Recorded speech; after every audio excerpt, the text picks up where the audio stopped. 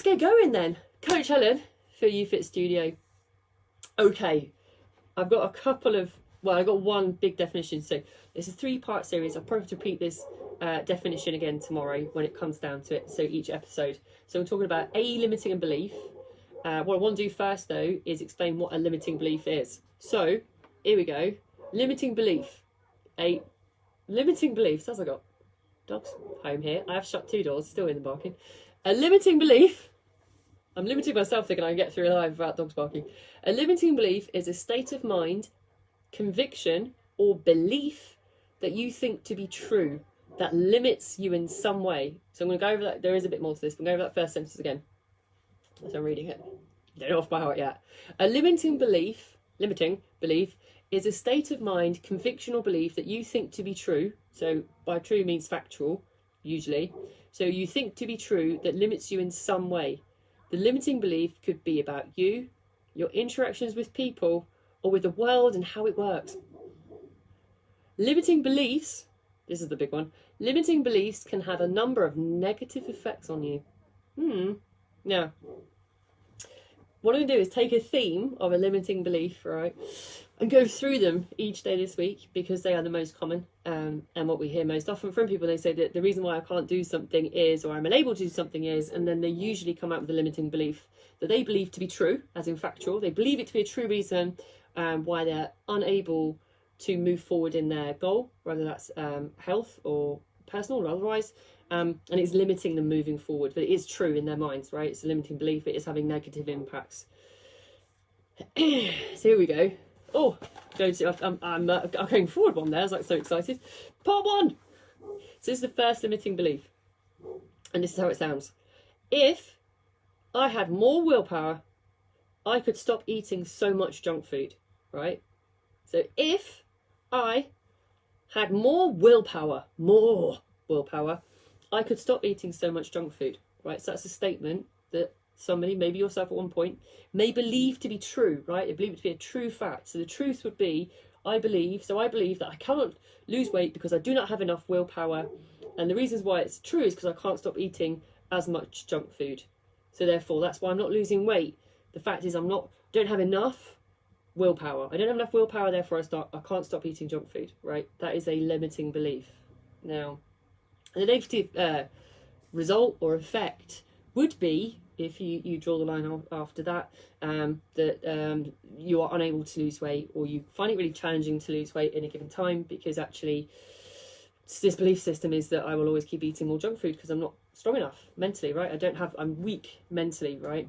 Now, I'm going to take willpower in this instance, right? Because some of you may have seen Sam's little live shout out about willpower. It wasn't a coincidence, by the way, wasn't? Does willpower exist? So Sam put this out, if you didn't see it, on Instagram and Facebook. He did a question out, does willpower exist, yes or no? And I happened to see the answers. Now, every single person that answered that survey said, yes, willpower exists. Now, I've done willpower and said what I think about willpower. Let's just scrap it. I don't think it exists. Right? I don't think willpower exists in an infinite amount, right? We believe somewhere, I think, belief again. We believe it to be true that some people are born with phenomenal willpower, right? They have phenomenal willpower. It's like magic. And then some people are born without it. Like they're born without an extra leg or something, I think. Sometimes that's what people believe, that you're born with willpower or you are not. Therefore, if your limiting belief is, I was not born with enough willpower. So it's obvious that's why I can't lose weight, that's why I'm eating so much junk food. Because this person has way more willpower than me. Look at that, how much willpower have they got? Loads! I have none. I was born with 5%. That person was obviously born with 100% willpower. Now, when I say it like that, you're like, oh, that sounds silly. And yet, there's part of it that actually probably rings true somewhere with you when you hear that. You think, oh, actually, yeah, I've probably thought that myself before. Yeah, I think we probably all have, right? The reality is that it's not just about willpower. Like, I could talk about that and talk about leverage and what's important and goal setting, all the rest of that. The reality is, though, it's a lot about environment as well, right? We assume it's kind of magic, but actually it's a lot about environment. Now, when I talk about this clients, I don't think you've seen these videos. I'll describe them in case you haven't. I'm not going to do a live one here because I think my willpower would shatter like a deck chair today. Fold straight away. It's fasting day, right? Have you ever seen, it's either usually with toddlers or children, or so, I've even seen it with pet dog owners that don't with the dogs, right? When they say they leave the child, or in some cases the dog, in a room with their favourite treat and go, right, don't eat it until I come back, and they film what happens. And you see varying results, right? And some people might look at that and go, oh, that's varying results of willpower, right? Especially if you see the kids, they're brilliant. They're kind of like, you see them kind of like, you could literally see the face going through the willpower struggle of, oh, mum or dad said I can't eat it, but look at it, it's my favourite, oh, look at that. You see your kids kind of lean in and smell it. And there's that one kid, there's always that one kid who just kind of like, just kind of sticks his tongue out and licks whatever it is on the side, just like that, like, yeah. And then there's always the third kid or final kid who's just like, I think the door doesn't even close, and he's like, like literally the parent comes in and they're just like wiping, the kid's like, and the parent's like, where has it gone? He's like, I don't know, disappeared. And so if you look at it from the outside in, you go, well, that kid's got no willpower, that kid's got loads of willpower. Now, again, what those videos show is that regardless, willpower isn't infinite at any point. If they said don't touch it, every child at some degree touched it or licked it or downright ate it, right? Now, our adult lives are actually not that different. Now, you're never physically trapped in a room with your favourite thing, right, and told not to lick it. However, environment plays a huge role. So if you, especially if I'm talking to people, which is quite a lot, right, let's everyone working from home, right, environmentally we're in a very different situation. Actually, our whole house is the equivalent, or our home is equivalent of that experiment pretty much 24/7, right? If it's there, it doesn't have to be in the room in front of you. It can actually just be in the entire house and still principally have the same result as that kid with, I think it's a donut I saw, which is awesome, right? The kid with the donut, right?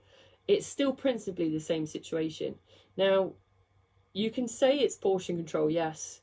You can say it's about healthy choices, about leverage, yes. But actually, there's a step process to do with your environment, right? Which I'm talking to more and more clients about, and they do understand it when I say this. So if you're going to be looking at your home, and I'm going to talk about this collectively as a group or as an individual, it's always important to start to understand, and I've talked about this briefly, I'll talk about it a bit in more depth when it comes to willpower, is about the traffic light system for your kitchen, right? However you look at it, because there's a process for the environment, like well, it's about 3 steps really, that really helps you understand the difference between environment and willpower, right? Willpower is blah, right? For me, willpower does not exist, and I would have, I'll be chatting now on his live, right? For lots of reasons, right? Probably for this as well. If you bring something into your home, ultimately, it's going to get ate, right? If you bring something into your environment, or your equivalent of a locked room, or your locked house currently, right, you're going to eat it. Now, the difference, I think, is, genuinely when I talk to clients about this, is understanding the traffic light system, right, and what that means. So red, we'll start with red. Red is the stuff that you either struggle to digest, takes you away from your goals, right? And it's amazing, like people will buy stuff in that they are absolutely intolerant to, or can't digest, or feel quite ill with, feel bloated, they will still buy it in. The thing is that mentally, or sometimes physically, some clients will make a list of the things that are red that aren't actually beneficial to where they want to get to in a goal, and say, actually, if I'm going to be honest, this is food that I have to understand is currently in my house, right, that I'm consciously saying is red, or that I'm consciously choosing not to buy in, right? So that's your red. Your orange is somewhere in between, right, where you probably can reduce it down, right, because it's not as on the red scale. It's not quite where you'd want it to be, which is the green. So the green is where you want to build on stuff more. You want to switch around. It's like anytime food, basically, because you eat it whenever you want, because actually, in terms of building meals and stuff, it still actually moves towards what you want to get from a goal perspective. So you want to kind of rule out red, have some orange, and build up on the green. Now, lots of clients will say, and quite understandably, well, I have a whole house of people. The kids always have this one. The kids, teenagers have a drawer of, and that is theirs, and I must have it. Okay, right. If you have a group of people in the house, can that still be done? Yes. Remember, your willpower isn't infinite. If you leave it in the house, you will go to it, right? So the thing is that partially it's making small steps as well to incorporate everybody into the deal. So partly having a conversation and saying, do you know what, guys, you get stuff in the house and I'm going to it because I am. And there's nothing wrong with that, by the way. One point I want to make is that a lot of us go, when we give in, right, when we give in and go, oh, my willpower's really weak, I had something to eat, that means therefore I'm weak. Well, no, you're trapping yourself, like I said, the experiment with the kid of the donut, saying, how long can I sit here knowing it's there and not doing anything about it? Like, not forever, right? So having a conversation with people around you though and say, actually, what I want to do is perhaps buy maybe not the big version of this, the multi-pack where it's smaller. Can we compromise and we have this instead of this? Can we reduce it down? Hi, Jay. Keep it out of sight. This is a big one, right? Especially if you've got people in the house. Because they'll be like, oh, the kids want it, kids love it, kids want a whole cupboard. I've had like whole drawers, whole areas, right? Okay. Like, if that is something that is non-negotiable, also understand it's a bit like the kid with the donut. I'm going back to that because I just loved his face when he licked the side of the donut, right? He was very happy. Now, donut licker. If you keep it in line of sight, is that going to diminish your willpower faster? Yes. It's like if you go to make a cup of tea and you open the tea and there's a pile of biscuits right there, is it more or less likely that your willpower is going to seem diminished and you're going to grab the biscuits? Yes, because you're putting it where you're going to be seeing it on a daily basis. Likewise, if you have a cupboard or whole section of your kitchen that is dedicated to the things you know that crumble your willpower, like a digestive in a coffee, they don't last very long, right? Then know that you are setting yourself up to feel the sense of low willpower because you're making it more visible. So the out of sight, out of mind saying is not actually incorrect. The more you put it away from you and the more you make it out of sight, so you ensure that it's not somewhere you're going to be seeing it regularly. Now, if other people in the house or your kids or whoever chooses therefore to go to that cupboard, okay, so be it, because you've made a conscious decision to say, do you know what, I'm going to ensure that it goes to a place where I will not see it. Now, if you're a client of 5'1" or 2, you might really go for a higher cupboard, right? If you've got taller relatives or family in the house, because things as basic as that will mean that you will not see this stuff, right? So you'll not see it and be more tempted when it is out of sight. That is actually true. Now, that's step 2, by the way. So step 2 is kind of moving on to the cleaning side of it, right? So step 2, be cleaning this stuff, right? Now, again, I discussed this again with somebody this morning, and I did mention it on Thursday's live, right, in an unsubtle way. Now, a lot of people say, oh, well, I don't throw anything away that's in the red zone because that's like waste. And I was like, okay.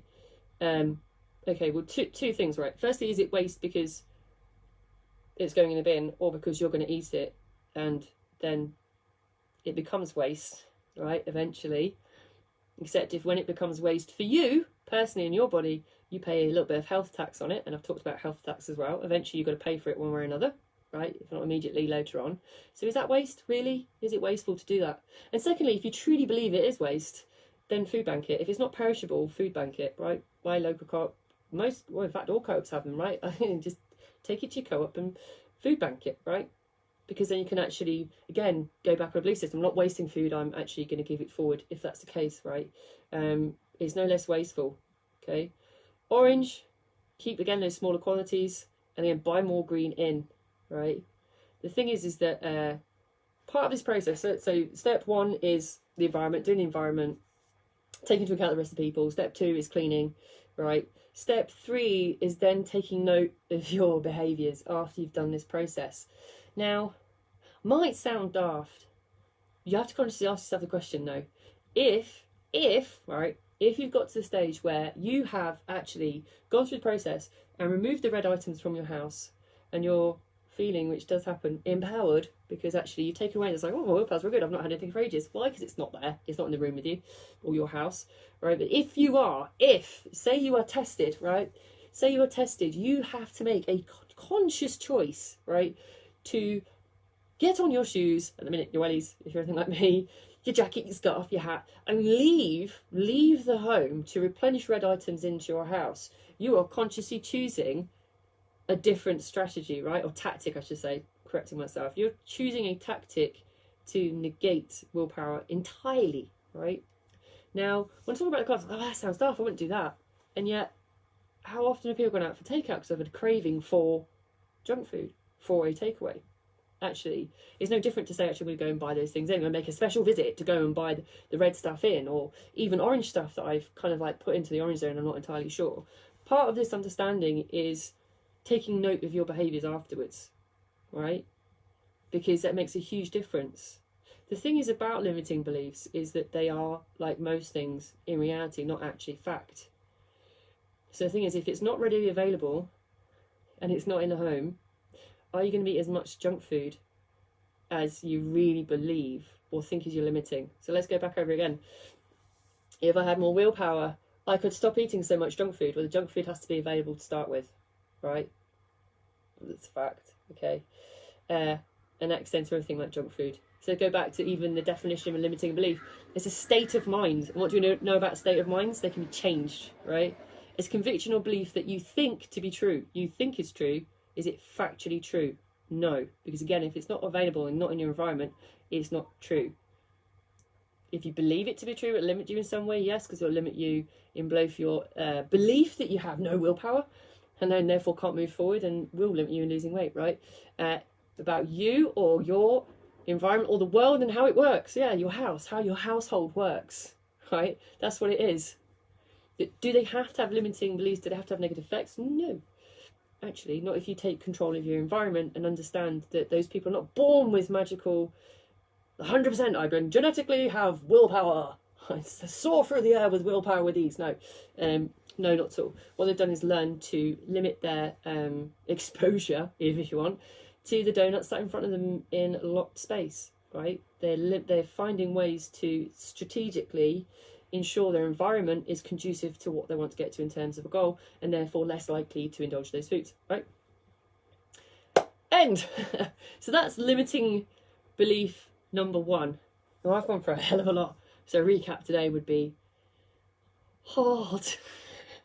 Essentially though, cover the 3 steps. If you really genuinely think your limiting reason for not losing weight is because you have no willpower when it comes to eating junk food, start with the 3 steps, right? Firstly, traffic light.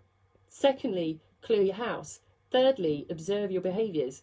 Now, again, when I talked about this client earlier on today, I did admit, and this is where it gets challenging as well for yourself, is that there is part of all human beings that still wants to eat junk food, because we're not superhuman and 1000% willpower, right?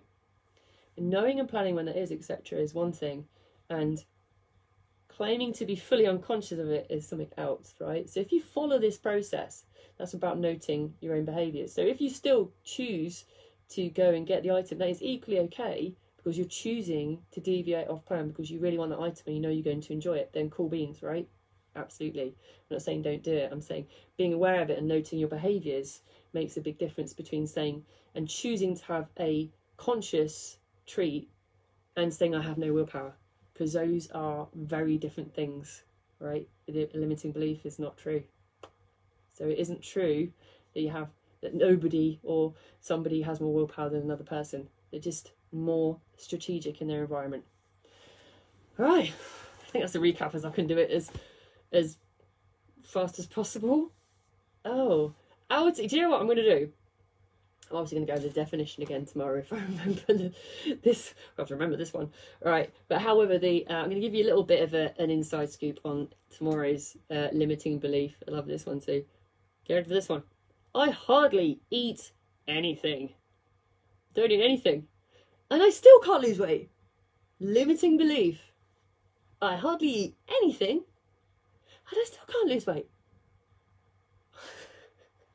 Join me tomorrow at 5. Not tomorrow, Wednesday. I don't know the week I'm anymore. Join me Wednesday at 5 and I'll go over that limiting belief and what's true about that and how to deal with that one strategically. Right. In the meantime, enjoy any ice sledding. Don't go anywhere near Kate's. She's she's salted. She's removed all sledding abilities around Kate's house. However, if you're anywhere else, get out there still. It's still quite nice out there actually. Still planning to go out tonight. And I will catch you on Wednesday.